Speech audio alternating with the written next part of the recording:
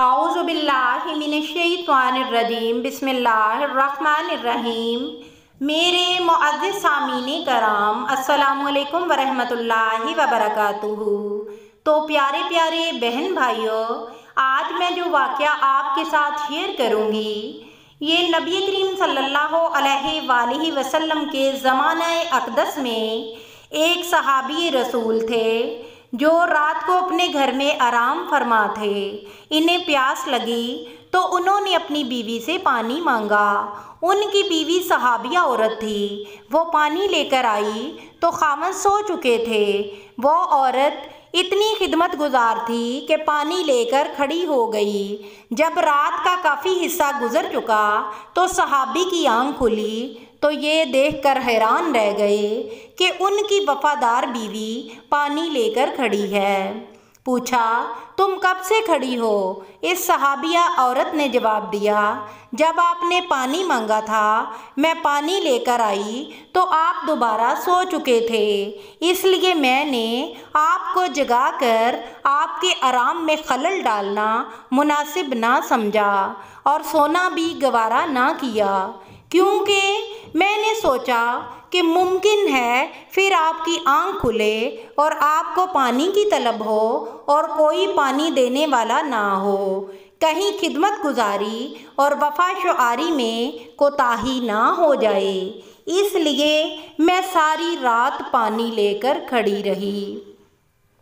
ذرا سوچئے، آج کوئی ایک عورت بھی ایسی با وفا اور خدمت گزار ہو تو دکھاؤ۔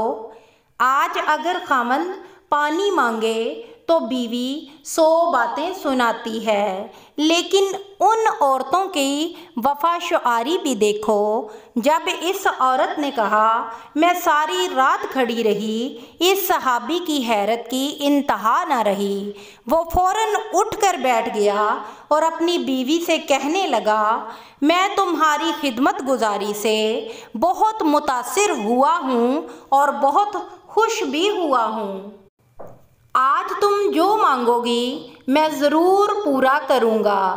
تو بیوی نے کہا، نہیں، مجھے کسی بھی چیز کی ضرورت نہیں ہے، آپ مجھ سے راضی رہیں، خوش رہیں، اتنا ہی کافی ہے۔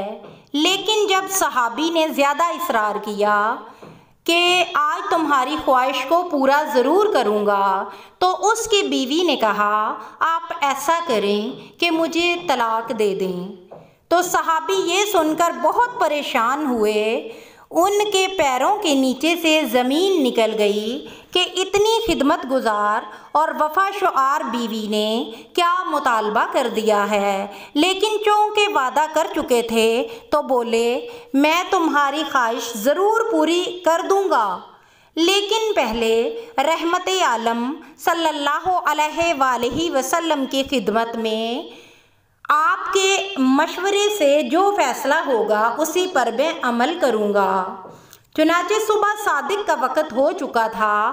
یہ دونوں میاں بیوی اپنے گھر سے نکل کر رحمت دو عالم صلی اللہ علیہ وآلہ وسلم کے حجرے مبارک کی طرف تشریف لے گئے۔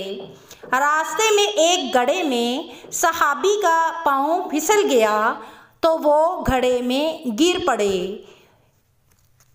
ان کی بیوی نے ہاتھ پکڑ کر صحابی کو اٹھایا اور کہا، آپ کو چوٹ تو نہیں آئی؟ اور پوچھا، آپ کو اور تو کہیں چوٹ نہیں آئی؟ صحابی نے کہا، اور تو کچھ نہیں، بس پاؤں میں بہت زیادہ تکلیف ہے۔ بیوی نے کہا، چلو گھر چلتے ہیں واپس۔ صحابی نے کہا، اب تو کافی قریب آ چکے ہیں۔ صحابیہ کہنے لگی، نہیں، واپس گھر پہنچ کر بتاتی ہوں۔ صحابی نے کہا، مجھے سمجھ نہیں آئی کہ سارا ماجرا کیا ہے۔ تو صحابیہ نے کہا، میں نے کسی سے سنا ہے کہ جسے پوری زندگی کوئی تکلیف نہ پہنچے اس کے ایمان میں شک ہے۔ جو ایماندار ہوتا ہے، جو مسلمان ہوتا ہے، وہ تکلیف سے آزمایا جاتا ہے۔ مجھے تو آپ کے ساتھ رہتے ہوئے 15 سال کا عرصہ ہو گیا ہے، لیکن آپ کے تو کبھی سر میں بھی درد نہیں ہوا تھا، اس لیے مجھے شک ہو گیا۔ میں نے سوچا اس آدمی کے نکاح میں رہنے کا کیا فائدہ ہے جس کا ایمان مشکوک ہو، اسی لیے میں نے آپ سے طلاق مانگی تھی۔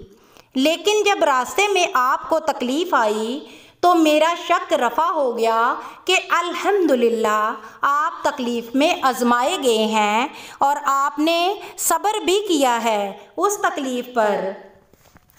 یہ ہیں میاں بیوی۔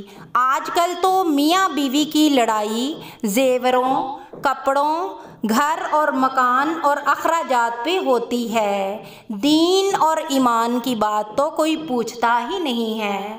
سبحان اللہ۔ اللہ تعالیٰ ساری بیویوں کو نیک بنائے اور اپنے خامدوں کی خدمت گزار بھی بنائیں اور ان کو نیکی کی ترغیب دینے والی بھی بنائیں۔